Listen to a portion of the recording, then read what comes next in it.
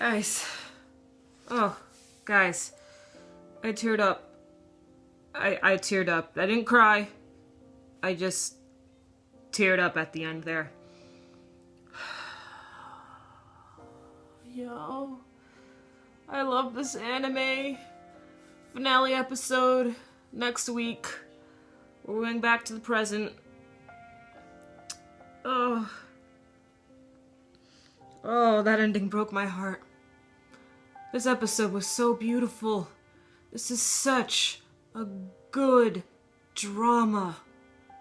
You don't really find too many good, straight, plain out drama anime. Just, oh man.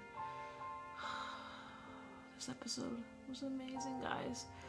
Okay, let me just get down to what happened within this episode. So, Sukeroku is going back out on the Rakugo stage once again to perform for everyone over at a hot springs place along with Yakumo. And Yakumo goes first, and then Miyokichi, she was actually there to go see Yakumo perform, and then she leaves when Sukeroku goes. And when Sukeroku goes, I was a little surprised, because he did not do a comedy-styled Rakugo. Sure, the people chuckled here and there, but it was more of a tearjerker towards the end. It had a lot more meaning. It was more of a dramatic type Rakugo instead of his usual really silly comedy-like ones. And we later find out that this is actually a Rakugo that he wrote himself. And I was really surprised to find out that he wrote it himself after what we heard what the Rakugo was about, like when we got to listen to it. It was this man who, you know, drank a lot, was a lazy bum. Him and his wife, they were in debt. And so one day he finds this purse with a bunch of money in it. So he thinks that he'll think that he doesn't have to work anymore. And the wife knew this. So what she decides to do was to take the purse and bring it to the authorities and lie to her husband. And 3 years later, the police could not find the owner of the purse, so they gave it back. And throughout those 3 years, the husband changed. And I was just thinking, like, this guy could be Sukeroku. Because Sukeroku, it was in that similar state, drinking all the time, partying out, and not getting his work done. He still has a child to take care of, but the child makes the money for the both of them. And so, seeing, that's so strange, like, it's like Sukeroku knew what he had to do to change, but just never wanted to. Perhaps he was scared to change.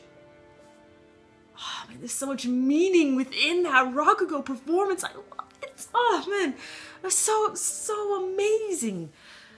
And so Miyokichi goes to visit Yakumo, well, she requests to see Yakumo in private. And, of course, she's completely in love with him. And Yakumo does feel bad for what he did. And he wants all of them, both himself, Yakumo, Miyokichi, Konatsu, and Sukeroku, to go live back over in Tokyo. And Miyokichi's just like, no, I just want to stay with you. And so then it turned into a whole, let's die together type of thing. Like, if I can't have you, no one can, and just, you're mine forever and you don't really have a choice type of thing.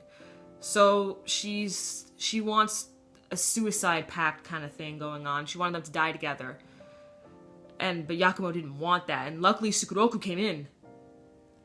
However, we all knew he was gonna die.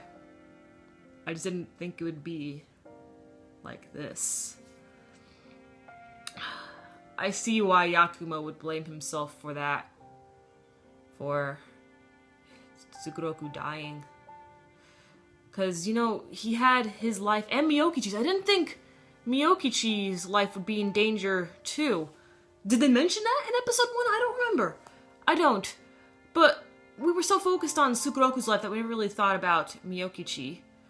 So, Yakumo had both of their lives tip of his fingers. Unfortunately, Sukeroku, he made sure that they fall, and Sukeroku, before that happened, Sukeroku went to Miyokichi, apologized, and said that he was going to change. He was going to stop Rakugo, give up Rakugo, even though Yakumo wanted him to come back to the Rakugo world. Sukeroku said no. And he is truly and deeply in love with Miyokichi. And that kind of shows the difference between Sukeroku's love and Miyokichi's love. Miyokichi's love for Yakumo has turned more into an obsession.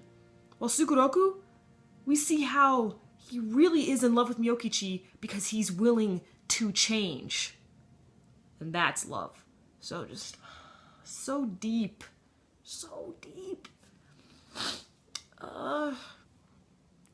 So, Sukeroku's dead, we know that. Miyokichi, possibly dead?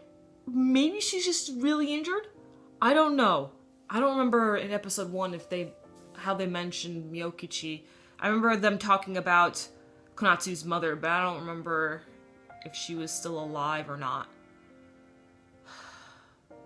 Beautiful episode. 11 out of 10. And still, the unbeatable anime of the winter season. Number one. Number one, maybe. Number 1. Alright. Catch me tomorrow as I do a live reaction and review to Durarara Ketsu. I'll be doing a live reaction, like a live stream, so make sure you check that out at 1 p.m. Eastern Standard Time. And also reviewing Haikyuu Season 2, the finale, and Utaramono Utsubara no Kami, the finale. I'm your female otaku. Sayonara.